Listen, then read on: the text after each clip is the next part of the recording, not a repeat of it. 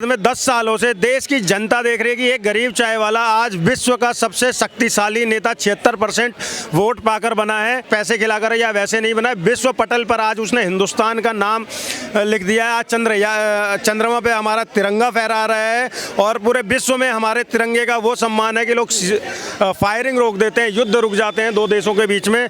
तो वो उसी गरीब चाय वाले ने किया है, जिसको ये कह रहे हैं कि वो देश का विकास नहीं करेगी। उस गरीब चाय वाले ने आज स्टार्टअप इंडिया के तहत जितने लोगों को रोजगार दिया है और एमएसएमई के तहत जितने लोगों को आत्मनिर्भर किया, आज आत्मनिर्भर भारत बना है, तो वो उस गरीब चाय वाले की देन है। आज हिंदुस्तान में 80% मोबाइल मैन्युफैक्चर हो रहे हैं, जो 2% हुआ करते थे, तो वो उसी गरीब चाय वाले की बदौलत है। आज हिंदुस्तान के अंदर में जो इन्वेस्टमेंट आ रही है वो उसी चाय वाले की बदौलत। आज हिंदुस्तान चारों तरफ से बहुत ही मजबूत हो चुका है और पाकिस्तान तितर बितर है, चाइना तितर बितर है और हिंदुस्तान एक मजबूत पकड़ के साथ में आज विश्व पटल पर है।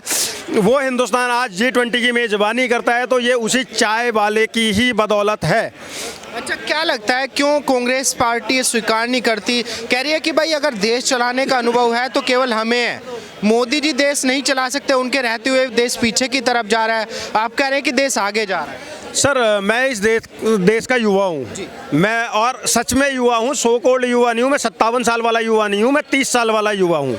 और जब मैं इस देश को देखता हूँ पिछले 10 सालों में, तो जब हम लोग पढ़ाइयाँ कर रहे थे और ज़मीनी हकीकत क्या है, ज़मीन पे बदलाव नजर आया? सर, ज़मीन पे बदलाव नज़र आया है, इसीलिए 3 स्टेटों में प्रचंड बहुमत से सरकार आई है। और आप देखिएगा, ये ज़मीनी हकीकत, ज़मीनी बदलाव के तहत ही अब की बार 400 पार होगा। कह रहे कि भाई महिलाओं को बहला फुसला रहे मोदी जी, महिलाओं का सम्मान नहीं करते मोदी जी।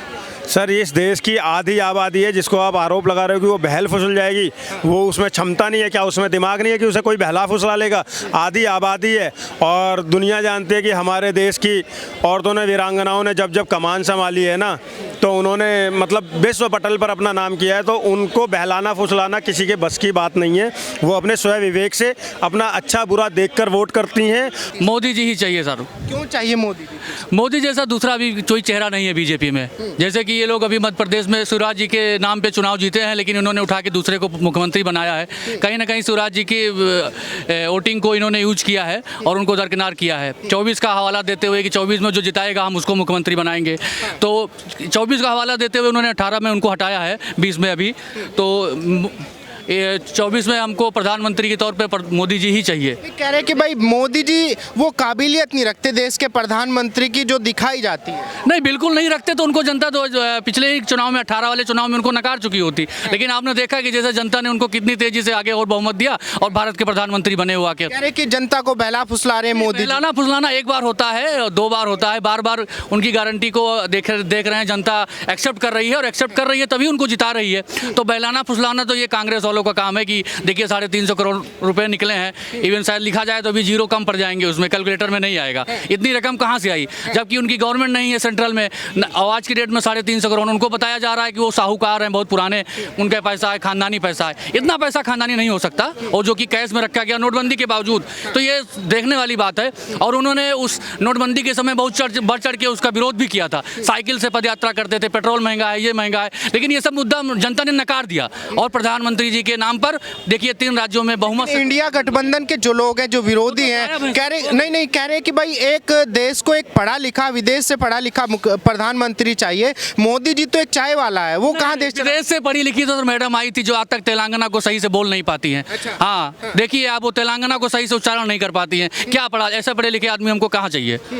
पढ़े लिखे जो इंडिया में पढ़े लिखे हैं वो ज़्यादा बेहतर समझेंगे कि ज़मीनी हकीकत क्या है। वो जो बिहार से जो बंदा निकल के दिल्ली में आया है, यूपी से जो निकल के आया है, वो अपने देश के बारे में, अपने गांव के बारे में सोचेगा। लेकिन वही बंदा अगर ऑस्ट्रेलिया में पढ़ के आया, जैसे कि हमारे अखिलेश यादव जी विदेश से पढ़ के आए थे, उनको कुछ नहीं पता था ज़मीनी हकीकत, लेकिन अपने पिताजी की वैसे विरासत को संभालते हुए मुख्यमंत्री बना दिया गया था। जनता ने उन्हें नकार दिया और देखिए बहुमत से नकारा। ऐसा नहीं कि 2-4 सीट से 10 सीट से नकारा है, उनको बहुमत से नकारा है। और दोबारा अगर मैं बात करूं मोदी जी की 10 साल पूरे होने वाले हैं, जमीनी स्तर पे क्या बदलाव आप? सर, जमीनी स्तर में बहुत बदलाव हुआ है। मेरा घर अमेठी है, मुझे याद है सर, हम लोगों के गांव में आने के लिए एक गोमती नदी पड़ती है, लखनऊ से जो आती हुए हमारे सुल्तानपुर जाती है, अमेठी थोड़ा पार्ट पकड़ते हुए। वहाँ पे हमारे गाँव में हमारा काफ़ी ज़मीनें जो है नदी में बह गई हैं, जिससे कि हम पूरे गाँव की काफ़ी क्षति हुई है। लेकिन वहाँ पे ब्रिज बनाने के लिए हम लोगों ने राहुल गांधी को बहुत बार लेटर लिखा, हमारे गांव से जितने लीडर थे सब लोग कितनी बार उनके पास जाते थे, यहाँ दिल्ली तक आते थे,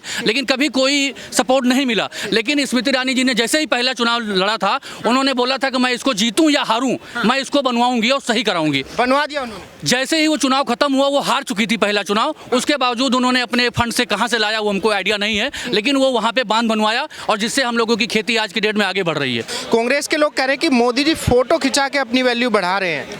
सर मोदी जी को आपने देखा क्या किसी मैकेनिक के यहाँ पर जाकर बाइक का पाना लेके फोटो खिंचाते हुए?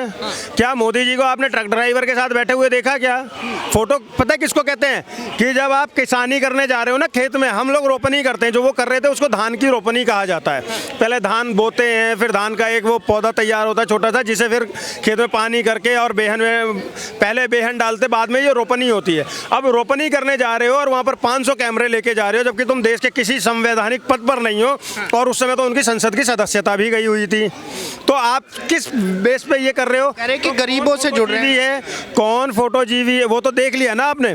मध्य प्रदेश 80% किसान है, राजस्थान 80% किसान है, छत्तीसगढ़ किसान और गरीब लोग ही हैं। ये गरीबियों का स्टेट है, किसानों का स्टेट है। वहाँ पर आपने देखा ना मोदी जी कैसे आए हैं, किस पूर्ण बहुमत से आए। मध्य प्रदेश में देख रहे हो 98-99 सीटों का अंतर आया है। कांग्रेस को डूब मरना चाहिए। क्यों? क्योंकि कांग्रेस तुष्टीकरण की राजनीति करना जानती है। कांग्रेस हमेशा एक फॉल्स नैरेटिव बनाती है और हर बार धड़ाम से गिरती है। पहले इन्होंने कहा चौकीदार चोर है, जनता ने उनके मुंह पे ताला लगा दिया। अब इन्होंने राफेल डील बताई, चौकीदार चोर है बताया, जनता ने इनका मुंह काला कर दिया 2019 में। इस बार 2024 में ये लोग एक इंडिया अलायंस लेके आए, जिसके इंडिया अलायंस के लोग हमारे सनातन पे सीधे सीधे वार करते हैं। जो लोग उनका समर्थन कर रहे हैं, जो लोग कि जेएनयू की दीवारों पर लिखा जाता है ब्राह्मणों भारत छोड़ दो, तुम्हारे बाप का है भारत जो हम छोड़ देंगे।